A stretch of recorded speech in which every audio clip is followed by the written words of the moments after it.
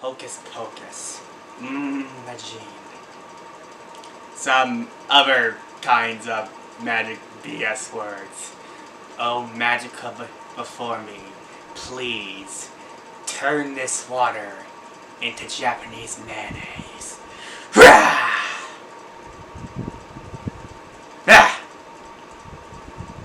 Yeah.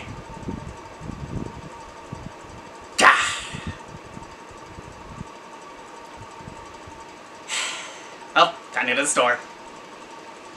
The following material is owned by the respective rights holders. In this episode's case, the rights are held by Toei. Hey, please support the official release in any means necessary if possible. Hello there.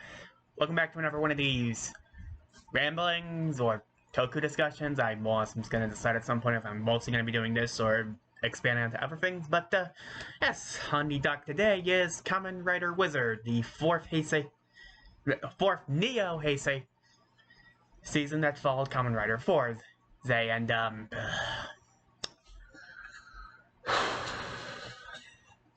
I am not expecting the result considering how the season has gone. So I'm gonna begin here.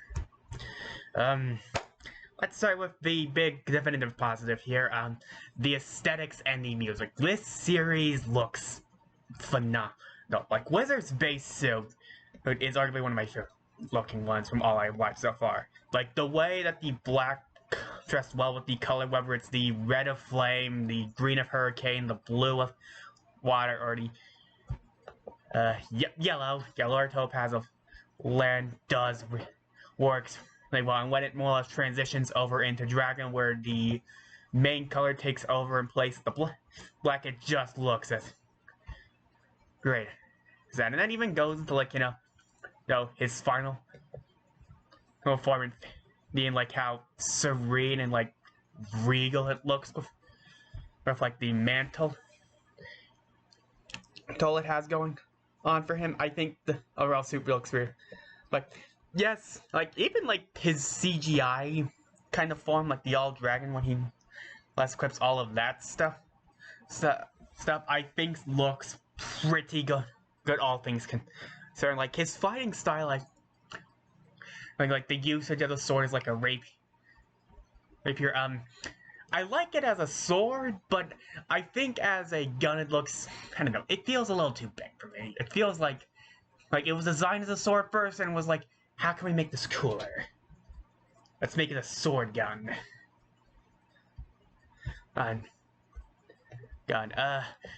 Beast, despite my issues with his character, we'll get to that. The Matador look for him with the gold, like a mantle, and the cloth he gets for each of the things he gets, I think really works well. His hyper form is like one of the two suits I'm not too particularly fond of, and it's not for the fact that like at the time more or less like gold and royal navy blue just seemed like it was getting overused because like this season used it. The previous season used it for its secondary rider, and then there was, of course, Kyoryu, which was airing at the same time. And, I'm not fond of, like, the Rocket Man-style tassels. I feel like it's overly gaudy for what it is. And in terms of other riders, like, White Wizard, I think, looks phenomenal. No, it's like a contrast to Haruto with his all-white. Right, aesthetic. I think the only rider outfit I'm not too particularly fond of is like Mage. I'm not fond of the beige coloring in the claw like structure. It just looks like it's meant to be more grunty than it actually is.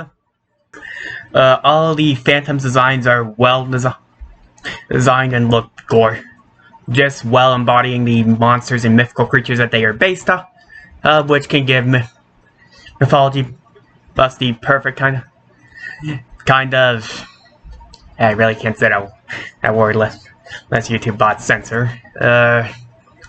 Spark that imaginative spark in their mind of more or less the things they get right with said creature. I would have to say my favorite designs. I'd have to go with like Phoenix, Katesif, Gnome, Bahamut, Spriggan. God, I actually like a lot of these. Like, this is the series I feel like puts everything into its like aesthetics and production. Like the music is so great. The opening theme is this nice build up to its chorus, and all the music in the show has this mystical like feeling with the spa chanting, which yes sounds incredibly fake and stuff, but it's so good. Too bad the show does not live up to any of that potential. Yeah, I'm not gonna lie with you here. I don't think the show is that particularly good.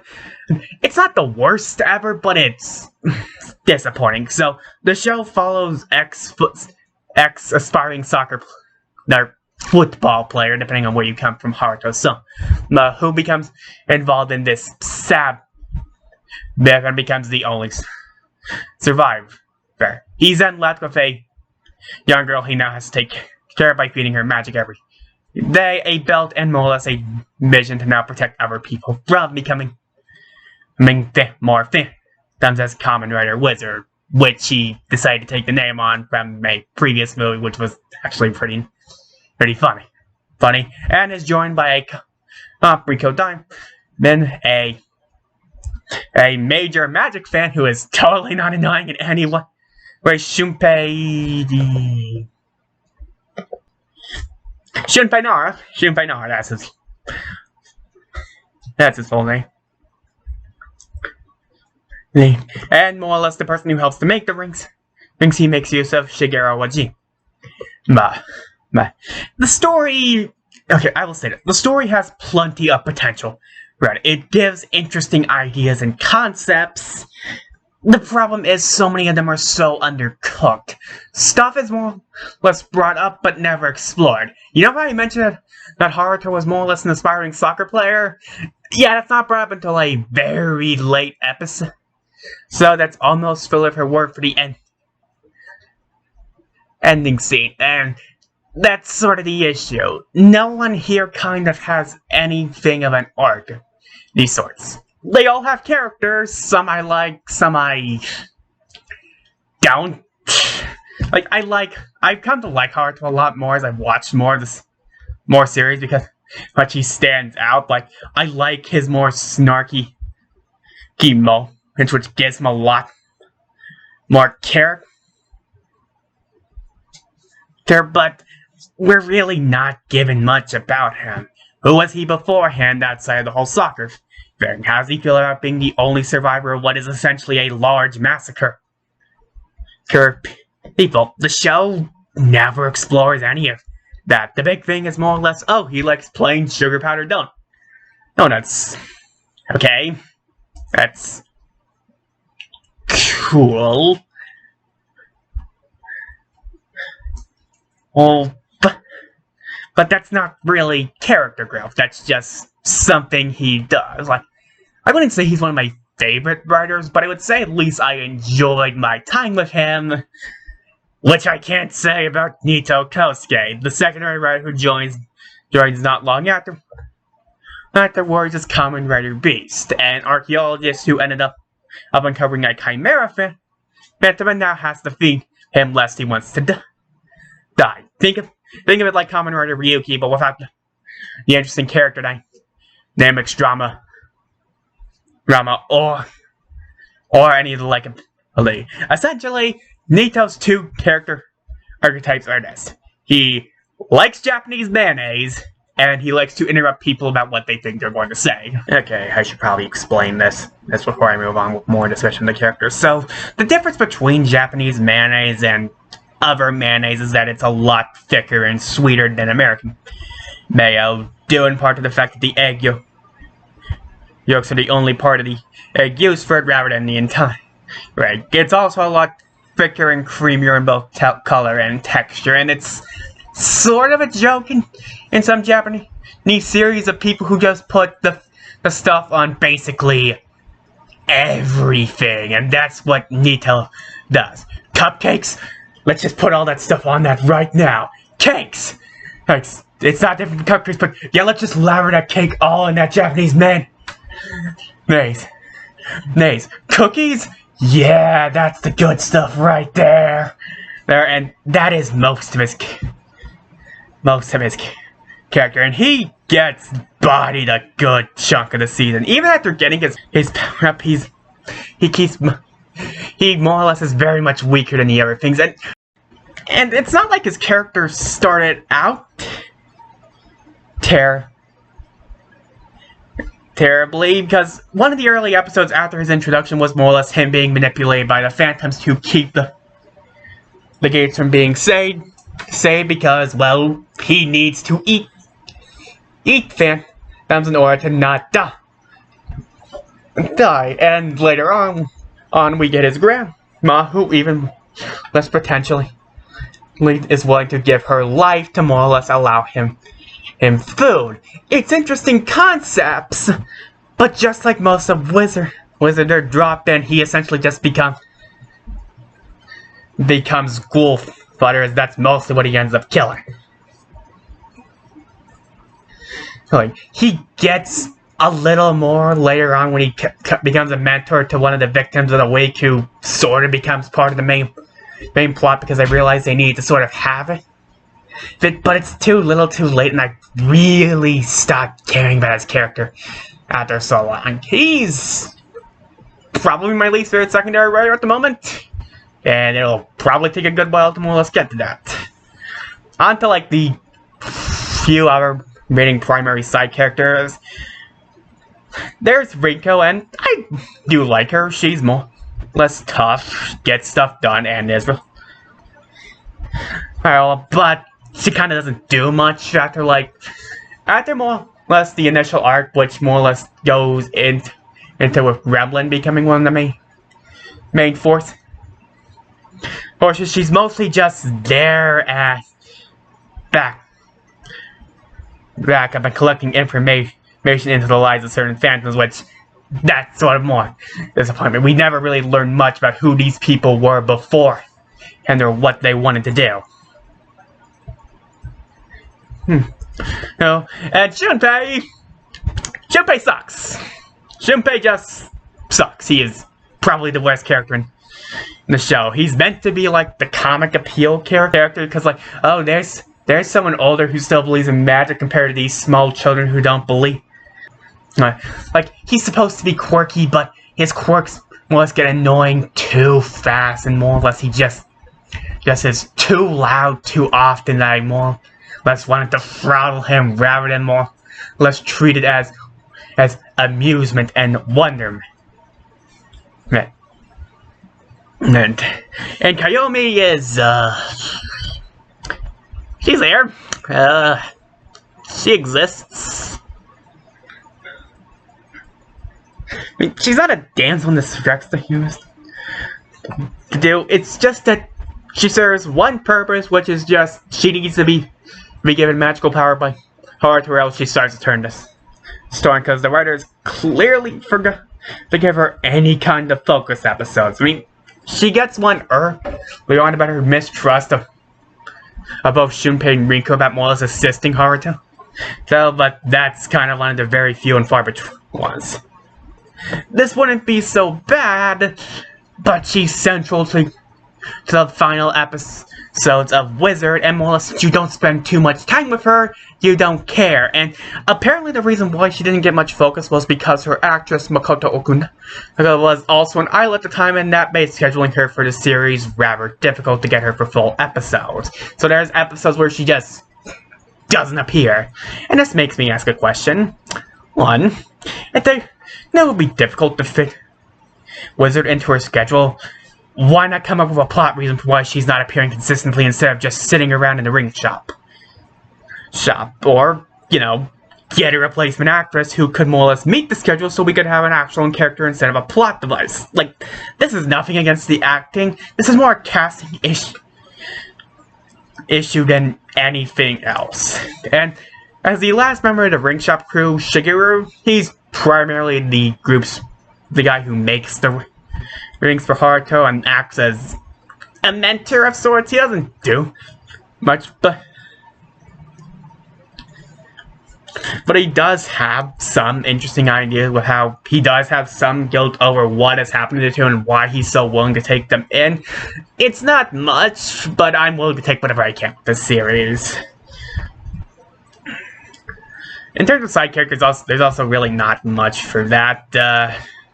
There's the owner of the donut, Chaparro frequents, and mostly that joke boils down to, hey, here's a new donut we want you to try.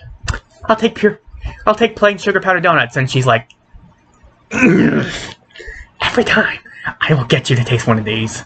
And that's kind of, but gotta feel for her. Now, think of the amount of time she spends making those donuts, the energy, the passion, everything she does to put into it, and he just takes pure plain sugar powdered donuts. Oh, yeah, there was also the superintendent of the special forces for the police officers who isn't keen on working with the group, but comes around to it soon and doesn't even ask for help on certain moments. Again, he's fine. I wish he got more to do rather than just the sporadic appearances. Oh yeah, the mages! They exist. They have characters. They're victims of the weeks who became main characters because of the story, but they're characters. So on the villain side for the Phantoms, we first have, from the general side, the Phoenix Phantom, who's probably my favorite character for the whole series. He's hot-blooded and easy to go to berserk when things don't go the way villains wanted to. I think what I like about him in comparison with the other villains is that he's just straightforward, or no underbaked twists that aren't developed after introduction, no flimsy reasons for evil, just straight destruction. After spending much of the season without him, I was kind of missing him. Yeah, that was his big problem. He's only around for close to half of the season before he's killed off, so as a Phoenix, he can't technically die, so Haruto comes up with a honestly awesome way to deal with him too. Which is probably the highlight of the series in my opinion, but considering what the other generals, what happens to the other generals, they probably would have tried to give him some other kind of half-baked twist about him. His fellow initial general Medusa is very much his opposite. Conniving, scheming, and more calm in the situation than wanting to get into the fight, which makes the two great contrasting characters. She mostly serves to send Phantoms on missions to turn these into Phantoms. Again, she doesn't have much, and then more or less it's a better revelation around the mid part of the series when we're introduced to the fact that that her human self had a twin sister named Mayu, who more or less essentially lost her entire family when Miyu came back as the Medusa fan.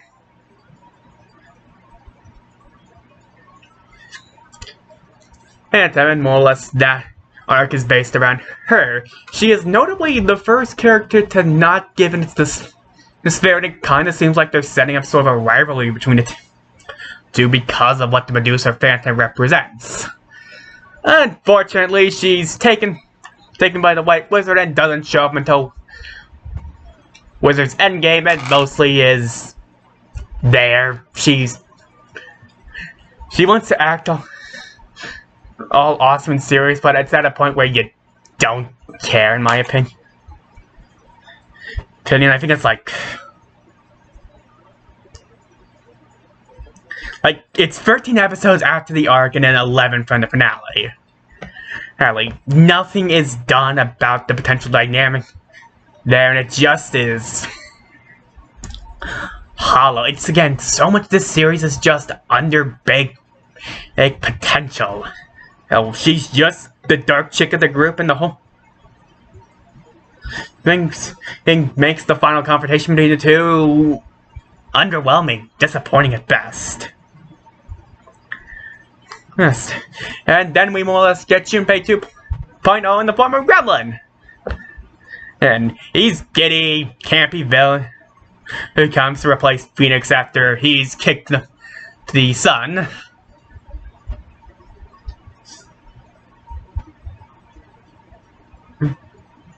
I mean, so I had that perception of him kind of just being, yes, the villain Shunpei, this character who's always like an 11 on the giddy kooky scale, but he did kind of grow. He had interesting screams, and more or less he had knowledge that allowed him to get closer and closer to Wiseman as the story went on. As much as I love to say this, he does end up becoming the final villain because he is able to do that. Though he also falls into the camp of interesting characterization that they have going for them, that the story. So unlike a lot of the other Phantoms the few Phantoms we more or less see, who more or less we learn a little bit about their lives, Gremlin's previous life as Sora was more or less as a horrible human serial killer who hunted girls who had similar hairstyles to his ex-girlfriend. I mean, there have been weaker reasons for going on serial massacres. But it's considered a rarity to hold on to his original personality, and say it with me here, nothing is done with it. It's brought for one episode, and it's like, interesting. But rather than a Fred being followed, it's just more disappointment for a series that's already disappointing if you couldn't tell. But, you know, it does get the brain wondering. And before we get to the big series, like, the Phantoms are fine in design ways, as I say before, and they do offer some cool fights with their power sets, but they're just not that particularly interesting. We're given no details about who these people used to be, and some people point out, well, they're monsters at this point. What point is there? They were still people. Well, there was something before the monster. What did these people used to be? Like, what lives did they live? Like, do they more or less want to go? Those things, one of the early monsters, the Kate Sith Phantom, more or less wants nothing to do with the Phantom's mission, but is essentially threatened into doing it by the Ever-Generals. It's interesting, but nothing is done with it, and most of them just end up being generic gravelly monsters who try to force people into the sphere. And then we get the Wiseman. So, spoilers again for people who have not watched the show, and skip to the time frame that I have listed above me. So, yeah, so the White Wizard had been assisting Haruto turns out to more or less be the Wiseman Phantom. And he's also Koyomi's father, or so. Fair. So, here's his plan. And keep with me here, because it's a tongue twister. So he did the Sabbath in order to revive his daughter, who had died. So Koyomi is essentially a homunculus, who was given life by the Sabbath. It failed, and unless he was going to give up there. But when he saw Haruto becoming a wizard by overcoming his despair, the Sarah more or less came up with a new plan. He would lead the Phantoms that had more or less been birthed by the Sarah, and tried to more or less find samples similar to Haruto. People who could overcome their despair and more or less become wizards for a new kind of sap. Beth. Oh yeah, his daughter's also on sort of a time limit on how much magic she can take before she ends up dying again. And so, yeah, there's that. So, before I get into my issues with his character, I think his plan is extremely dumb. Considering the fact that only one person was capable of more or less overcoming his despair, the chances of getting more seems extremely low, and more or less it doesn't really happen until a good chunk of the way into the series, until we get to the end portion where he more or less just ends up getting to wizards. One of which, more or less essentially, they are able to forcibly allow it because he thinks his wife is there, but he's like, oh no, the wife's still alive, and he's like, oh, yeah, that just happens because. But the series tries to portray So as a sympathetic figure who's more or less only doing it out of the love of his daughter, but you forget that more or less he has kidnapped numerous people, killed them in his path for this, and continued to more or less try and induce the same effect in numerous people, and try to bring about world genocide for said daughter. There. It's kind of hard to more or less feel sympathy for a guy who is, again, willing to do such a thing and has a plan as dumb as this. To put bluntly, I don't feel sympathy for him. I feel like he's just a villain with an extremely dumb Bond villain plot. Overall, I would still recommend watching Wizard. It is better when you are binging it rather than what it was back in 20... Again, I binged this, so I have a little... So I'm not as mean to it as I probably would have been if I did watch it back when it was airing week to week, and more or less the pace was so glacially slow, because you can kind of pick up plot stuff a little bit when you're watching it. It's like, oh, yeah, okay, yeah, and it is arguably one of the best looking Heisei Phase 2 series, in my opinion. But it's kind of more or less all flash, no substance. It's pretty, but you're not gonna find much underneath its HUD. But maybe you'll find more in seeing it as just a fun little popcorn flick than I did trying to more or less view it seriously. So, yeah, that's that. Just reminder to click that button, love, subscribe, and hit the button right over there to magically more or less get notifications when I release new videos, and more or less click up here or here to more or less see the previous video, and there to go to the channel. Bye-bye.